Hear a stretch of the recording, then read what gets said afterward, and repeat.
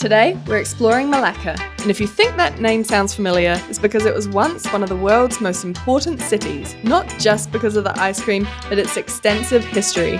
So instead of me rambling, let's just get into it. We're in Malacca, baby. We're in Malacca. It's our first evening in Malacca, and we love it! So far we've seen the Chinatown, we've seen Little India, and also, obviously, we've seen all the Dutch influences, which is so strange. Don't worry, we're going to be heading back to all these places. We've got 3 days here, so we're going to show you them all. Malaysia was already using AI imagery for huge billboards. Interesting. That's not a real person. Those aren't real. Those diamonds might be real, but judging from the advertising, I'm guessing they're probably fake as well. Mustafa Jewelry ain't buying anything from you. If you are a jewelry company and you're making fake advertisements, then I'm just gonna assume it's fake jewelry. Our whole YouTube channel is just becoming like a vent source for Jack to ramble about his grievances with the world. So let us know if you like it or not. Because if you don't like it, I'll tell him to stop. So Malacca's had a really crazy history in terms of people coming here, invading, setting up fortifications, other people invading, yada yada yada. It's a big hub for trade across everywhere, from India, the Arabian countries, France, Portugal, Spain, the Dutch, and even the British. Right here behind us is a little fortification that the Portuguese made in about like 1560, something like that. And that's the old gate. And one of the only things that wasn't completely destroyed, and actually the guy who stopped them apparently from destroying this and destroying everything completely, was Sergeant Raffles, which, if you remember from our Singapore video, is the guy who founded Singapore, so he's a bit of a G. Up there you can see all these stone carvings, which they must have done, 500 years ago. And then this side, around the front of the gate, you can actually see a little turret up there for defending, I'm guessing, and looks like a little bell tower. Someone 500 years ago was probably just sitting up in that turret picking their nose. But 500 years ago! Ancient stuff, so sick, so cool. So sick! The foundations of the bastion are over there, and they found it when they were trying to make a playground. They were digging it up and they found it. So no playground for you kids. No, no, no. This is really a testament to how bad the healthcare was back in the day. Or just how young the people died. So Isabella died 9 months. Robert died 2 months. Anna died 24, that's pretty good. Edward 3 years, 4 years, 1 year. All the same family. Well, it's just rough. The conditions back then must have been so terrible. So if you're at home thinking we're not lucky, we're pretty lucky. Thanks, Big Pharma, for everything you do for us. And so the Dutch kind of ruled this whole area up until the point of Napoleon's War in the early 1800s. And then, because of their precarious position in the war, they surrendered all this land to the British on the terms that the British then give it back to the Dutch after the war is over. But of course, they should have known that that was never going to go down easily. And as soon as the war was over and the British realized that they had to surrender all this land back to the Dutch, they were like, don't really want to do that. So the British started tearing down all the buildings. So that's why not many of these structures still remain super intact. And you can see some of the areas where the buildings have been destroyed. Although maybe that's also just because of the weather. The church is still here. I think they're adding lights, or like a sound system, maybe for a concert. Ooh.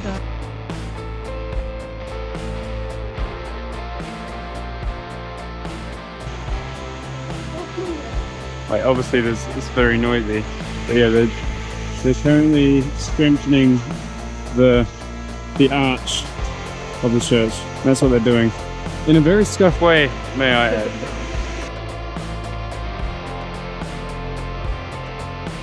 We have entered the town. Let me show you around. So cool, there's so much to see. The colour that they've painted all the houses. We've walked past this thing like 3 times. And it makes me laugh every time. Like, it's just there, blocking the lovely view. It's beautiful though, look past that thing. Look how old this chain is. It's literally intertwined with the roots of this tree. This tree right here. Old boy. looking upon the little river here. And I think this was actually the coast at one point. So this could be ancient, who knows? Or it could all just be here for show and it's actually like 10 years old. We've got to go on one of those. Definitely. Oh my god, that's the biggest ice cream I've ever seen. Wow. Wow. Thank you. Cheers. Cheers. Like, oh my god, look! There he is. There's an ocelot. That's not, oh, that's a snake. That's an alligator. I think it's an alligator. It's a little one. It's got an arm. Don't worry, we did eventually learn what a monitor lizard was, and they quickly became our new favourite animal. The Melaka River is such a good place to sit with the coffee and watch them, and look at how cute this one is. The way his foot just misses the ground. Aww. Anyway. Some people that we met here recommended us a place to go for dinner tonight, and it's a pasta place, and it sounded amazing. They were raving about it, so we're gonna go and check it out, because I'm feeling like some pasta. I'm feeling like a bit of Western food. So yeah, let's go. Hello. Good evening. We were ready after 30 minutes. 30 minutes? Yes, we open 6. Yeah, you check Google, it's open 6. Okay, Yeah, we'll see you in a bit. Okay.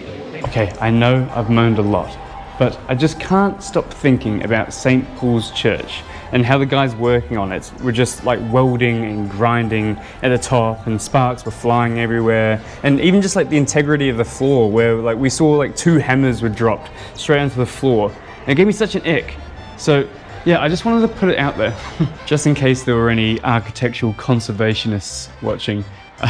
Because old buildings deserve to be treated right. And this bad boy is like the oldest in the whole of Southeast Asia. So if you know anything, let me know in the comments, because I'm intrigued. I feel bad for this poor building. It does give me the ick. Ugh. What did you get? Carbonara. Our meal has arrived.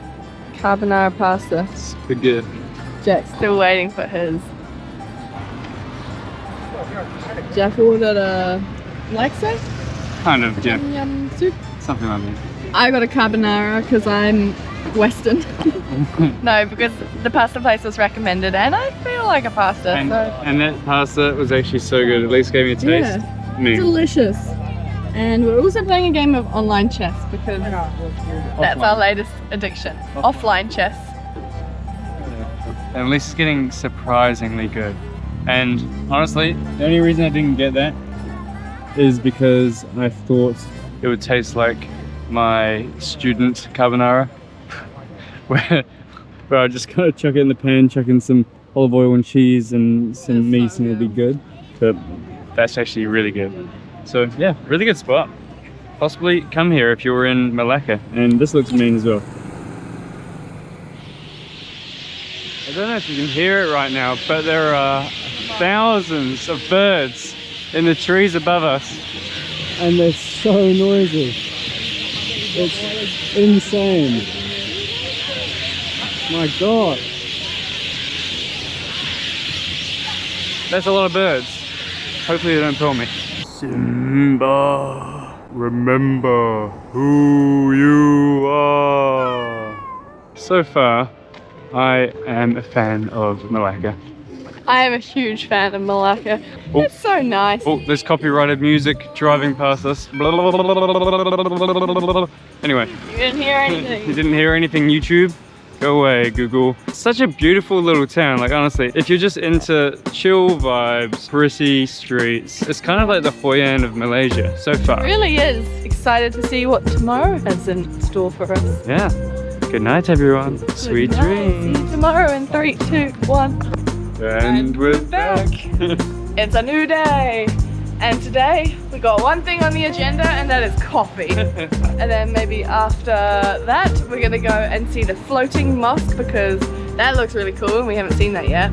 And yeah, just explore. We're quite late in the day. It's already midday. Yeah. So we had a late night last night editing for you guys. All for you. All for you guys. So That's good. yeah, we are not really sure what we're gonna do, but the mosque is one of them. and we'll see.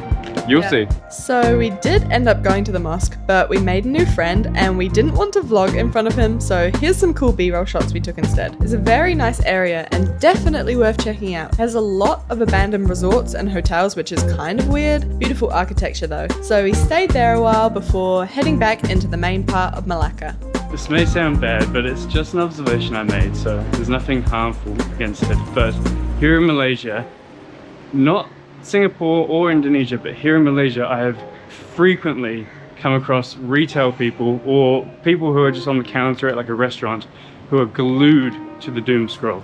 It's unreal. It's very strange, and I'm not sure why here in Malaysia, but it's happened quite a few times, especially in the last week. And every single time, like, you're waiting to be served, and you have to wait for them to finish their doom scroll, finish their brain rot, and then you finally get served. It's, you know, it's just the weirdest thing. Like, someone caught in the doom scroll mid-purchase. It's a new experience, but I feel like in the years to come, it might become commonplace. So we'll have to see. All aboard! Welcome to the Polar Express! You can't take children anywhere these days.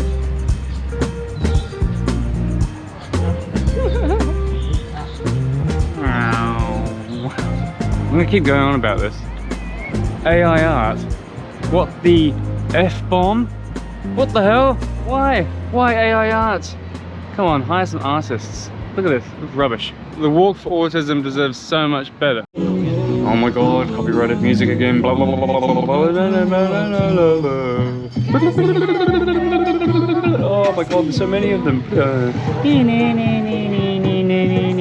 Look how many of these things there are. Shush. Let's play a game. So tonight, Jack and I are going to go on one of these.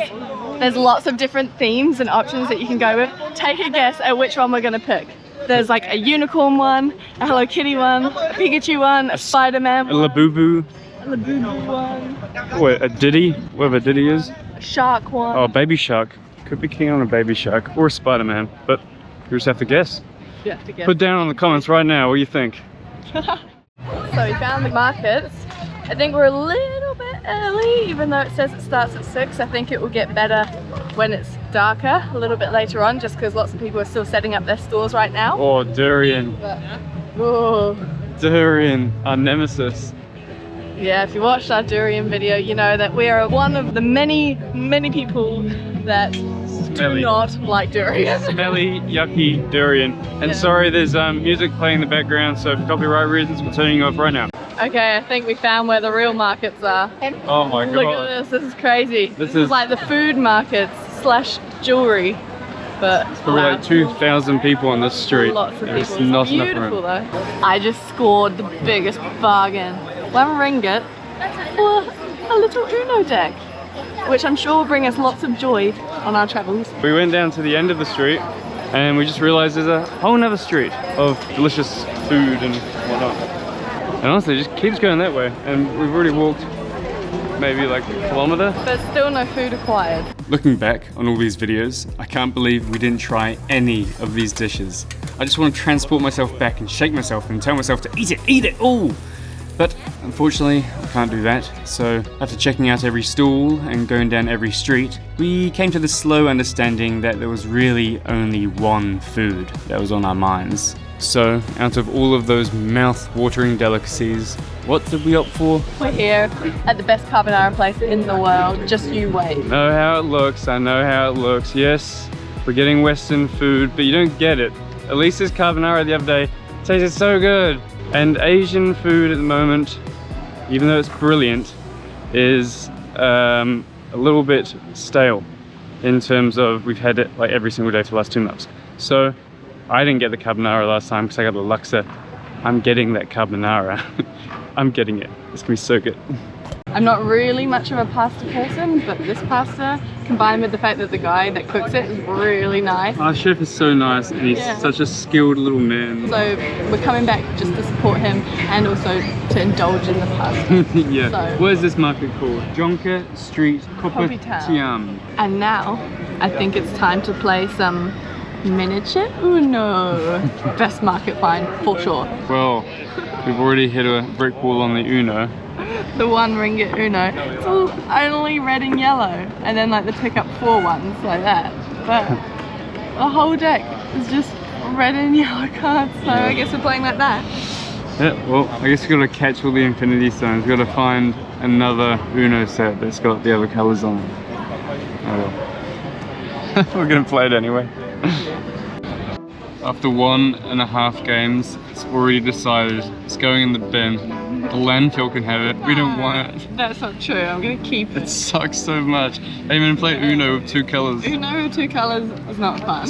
We even tried to like change the rules to like make it so that it was an actual game. It sucks. What can you do? One whole ringgit down the wasted. drain. Oh, so much for being budget backpackers. Our food is officially here, so we'll say goodbye for now. And Jake from the future and Elise from the future, you guys can do like a little voiceover, maybe talk about that market that we ran through. That could be cool. And yeah, just tell everyone goodbye, and we'll say goodbye for now.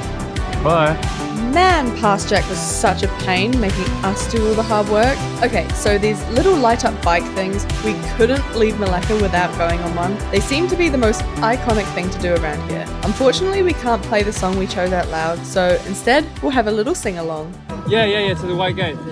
So 20 ringgit, and can you play the song Bangarang?